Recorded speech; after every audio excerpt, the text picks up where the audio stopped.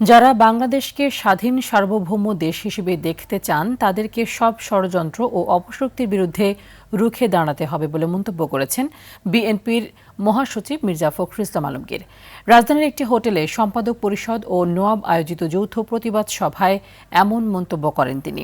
এ সময় এনসিপি আহ্বায়ক নাহিদ ইসলাম বলেন, দেশকে নির্বাচন থেকে সরিয়ে দেওয়ার জন্য এমন ঘটনা ঘটানো হচ্ছে।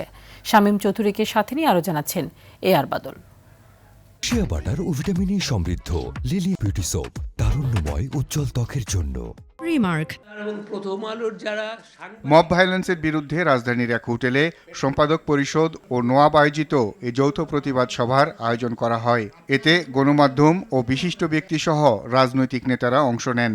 এই সাহসটা আমাদের নাগরিক সাহস দেখানোর এটিই সময়, একতার এটিই সময়। প্রতিবাদে সংহতি জানিয়ে জাতীয় নাগরিক পার্টির আহ্বায়ক নাহিদ ইসলাম বলেন, এ ধরনের ঘটনা যাতে না ঘটে সেজন্য সবাইকে সজাগ থাকতে হবে। জুলাই গণ অভ্যুত্থানের নামে এই ধরনের কোনো কিছু আমরা বিন্দুমাত্র অ্যালাউ করব না, এবং কোনো কিছুর নামেই এই ধরনের ঘটনা, মিডিয়ার উপর আক্রমণ, প্রতিষ্ঠান ভাঙচুর, যেটা আইনের শাসনকে ব্যাহত করবে, এরকম কোনো কিছুর পক্ষেই যারা বা সম্মতি তৈরি করবে তাদের বিরুদ্ধে আমাদের ব্যবস্থা নিতে হবে। এ সময় বিএনপি মহাসচিব মির্জা ফখরুল ইসলাম আলমগীর বলেন, শান্তিপূর্ণ ন্যায়ের বাংলাদেশ গড়তে মব ভায়োলেন্সের বিরুদ্ধে সবাইকে রুখে দাঁড়াতে হবে।